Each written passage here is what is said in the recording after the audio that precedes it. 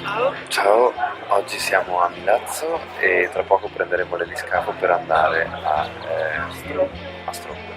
Inizieremo il nostro giro delle isole oggi. Ciao.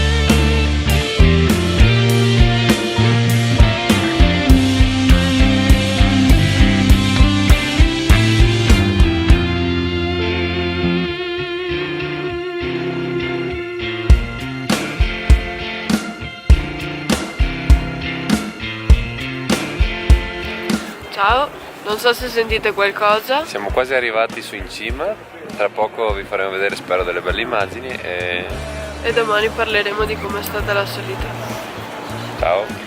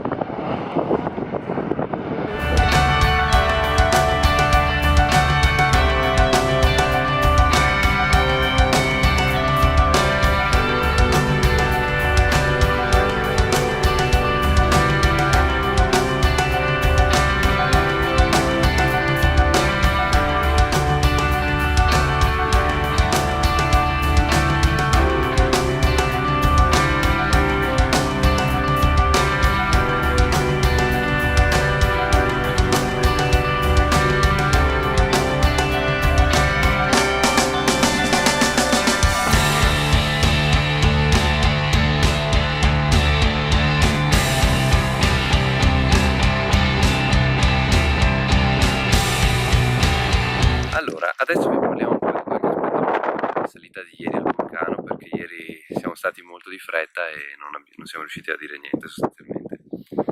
Allora, siamo arrivati sull'isola con un lasco di tempo di 20 minuti per organizzare tutto quanto, tra check-in e anche partenza con le guide, di conseguenza non c'era tempo. Per quanto riguarda la salita c'è qualche aspetto pratico, per esempio Il noleggio sì, dell'attrezzatura per salire si può fare in un negozio vicino dove siamo partiti. vicino alle guide San Vincenzo. Vi lasciamo i link in descrizione E e là si può noleggiare tutto, scarponi, cose da vestire, zaino. lampada frontale, zaino, tutto quello che serve. ed è molto comodo, così ti risparmi di portarti via gli scarponi, perché qua al mare ce ne sono. E poi